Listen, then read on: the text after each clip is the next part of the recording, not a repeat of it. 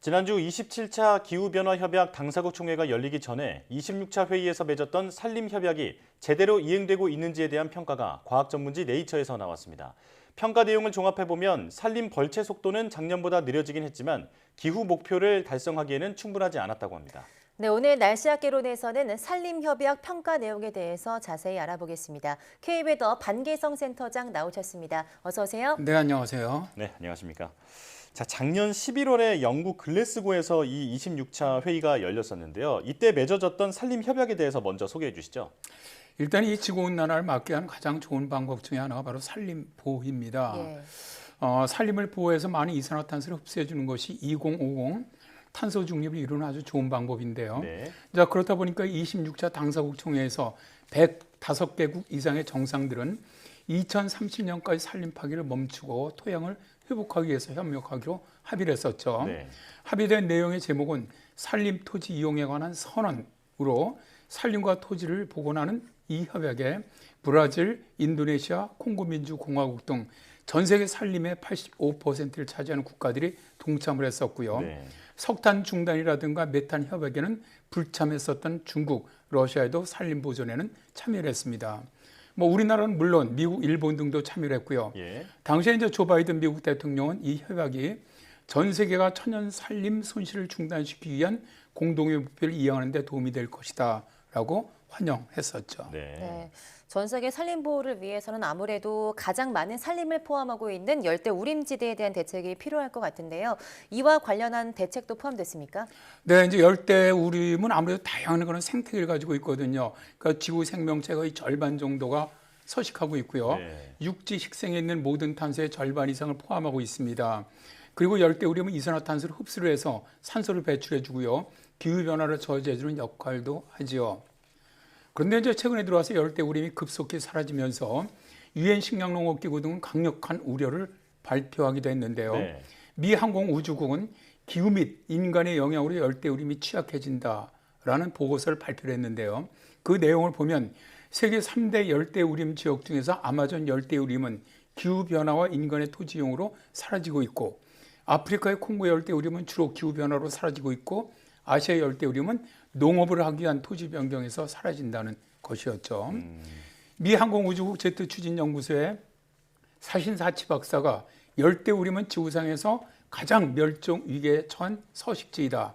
마치 기후변화 탄광에 있는 카나리아와 같다라고 말한 것처럼 현재 열대 우림은 정말 매우 심각한 상태입니다. 그렇군요. 예. 자, 작년 26차 협약에서 논의된 이런 내용들이 과연 얼마나 잘 이루어지고 있는지에 대한 이제 평가 보고서가 나왔다라는 게 오늘의 주제인데 어떤 평가가 이루어졌습니까? 올해 10월 26일에 이제 과학 전문지죠 네이처에서 나타샤 킬버트 등이 그 팀이 보고한 산림 선언 평가를 통해서 대부분의 국가는 지구의 숲을 보호하겠다는 세계적인 약속을 이행하지 못하고 있다라는 그런 내용을 실었어요. 네.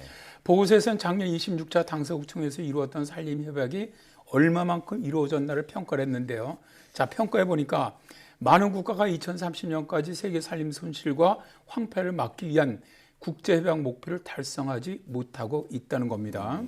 보고서에서는 전 세계 산림 벌채 비율은 2018년에서 2020년 동안의 기준 평균과 비교해 볼 때 2021년에 6.3% 감소한 것으로 나타났는데요. 네. 그러나 이 정도의 벌채 감소 비율은 산림 벌채를 끝내기 위해서 연간 10%에도 미치지 못한다는 거죠.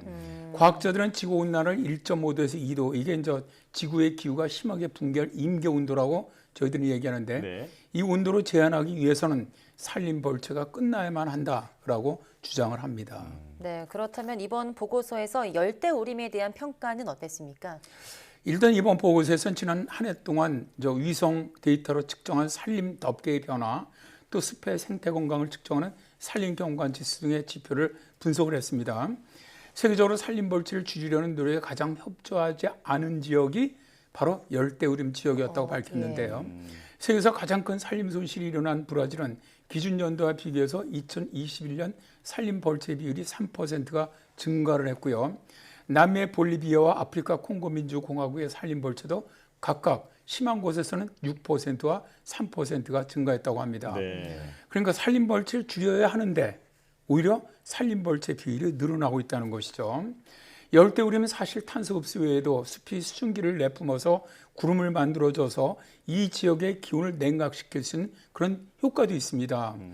그런데 자꾸 이렇게 이제 벌채가 이루어진다면 결국 열대우림 지역의 벌채가 이어진다면 이 지역이 사막화 지역으로 바뀔 그런 가능성도 있다는 것이죠. 네. 특히 이제 기후변화 저지 측면에서 본다면 아주 심각하다고 할 수가 있습니다. 네. 지금 말씀해주신 내용을 들어보면 열대우림 중에서도 브라질과 콩고 지역의 벌채가 굉장히 심각한 상황이다라고 지금 정리를 할 수 있겠는데요. 이 지역의 산림을 보존할 그 방법에 대해서는 논의가 되고 있습니까? 네, 이제 여러 논의가 나오고 있는데요. 사실 이제 브라질 같은 경우는 지난번 대통령이었죠. 보우소나루 대통령 같은 경우 경제 개발을 위해서 아마존 열대우림 파괴 혹은 산불을 방조를 했거든요. 네. 그러면서 아주 심각하게 산림이 파괴되었는데요. 다행히 이제 이번에 그 지난번 대통령이었던 룰라죠. 룰라가 다시 이제 당선되면서 브라질 아마존 열대우림이 보존 정책으로 바뀌지 않겠나 뭐 그렇게 보고 있고요. 네. 그리고 이제 아프리카 콩고 열대우림의 경우 작년 26차 당사국 총회에서 콩고 대통령도 콩고 열대우림을 적극적으로 보호하겠다라고 약속을 했어요. 그래서 국제사회는 그 대가로 6,500억 원을 투자하게 주겠다 약속을 했고요. 네. 그런데 이제 이번에 러시아와 우크라이나 전쟁으로 인한 에너지 가격 급등으로 인해서 콩고가 열대우림 보호 정책을 폐기하기로 했습니다. 콩고는 열대우림 지역에 매장되어 있는 석유 매장지를 외국에 팔아서 돈을 벌겠다고 나선 건데요. 현재 콩고 공화국의 인구 75% 정도가 한 600만 명이 되는데 이 인구가 빈곤층에 해당될 정도로 경제 위기가 아주 심각합니다. 여기다 이제 주 식량인 밀 수입 가격이 폭등하고 있고 에너지 가격 폭등으로 인해서 대다수 국민들의 생활이 심각해지자 열대우림 보호에서 파괴로 정책을 바꾸게 되는 것이죠. 네. 콩고는 석유 매장지를 외국에 팔면 연 42조 원의 돈을 벌 수가 있는데 선진국이 열대우림 보호를 해서 공약한 6,500억 원은 아무것도 아니라는 거죠. 예. 전 세계적인 식량 가격 폭등과 에너지 가격 급등이 산림 보전에 지금 안 좋은 영향을 끼치고 있는 것 같은데요. 남미와 아프리카 열대우림은 파괴되고 있다고 했는데 세계 3대 열대우림에 포함되는 아시아 열대우림 지금 어떤 상황일까요? 일단 산림 보전에서 가장 긍정적인 열대우림이 아시아 열대우림입니다. 네. 아시아의 열대우림 지역이 이번 보고서에서 벌채율이 가장 많이 감소하고 있다는 보고서가 나왔는데요. 네. 2018년에서 20년 기준선에서 올해 20%나 벌채가 줄어들었습니다. 인도네시아 같은 경우 산림 벌채가 지난해에 비교하면 25% 정도 감소하기도 했는데요. 인도네시아의 긍정적인 산림 보전은 파묘 생산으로 인한 산림 파괴를 해결하기 위한 인도네시아 정부와 또 기업들의 노력 때문입니다. 인도네시아 정부는 2020년에 파묘 정제업체의 80% 이상의 기업한테 더는 산림을 훼손시키지 않겠다는 약속을 받았고요. 네. 또 새로운 팜 오일 농장들은 산림을 훼손하지 못하도록 하는 유예 조치를 취하기도 했습니다. 아시아 열대우림에서의 성공적인 산림 보호에도 불구하고 보고서에서는 앞으로도 쇠고기라든가 팜유, 목재와 같은 이런 상품들에 대한 수요로 인해서 산림 벌채가 계속해서 이루어질 것이라고 예상하고 있는데요. 네. 산림 파괴를 줄이기 위해서 정부라든가 민간 부분이 산림보호구역을 좀 제정한다든가 혹은 재정 인센티브와 같은 개혁을 도입해야만 한다라고 주장하고 있습니다. 네. 무조건 숲을 지키라고 하는 것보다는 이제 말씀하신 것처럼 현실적인 대안이 마련되어야겠습니다. 자, 여기까지 듣겠습니다. 날씨학개론 K웨더 반기성 센터장과 함께했습니다. 고맙습니다. 네, 감사합니다.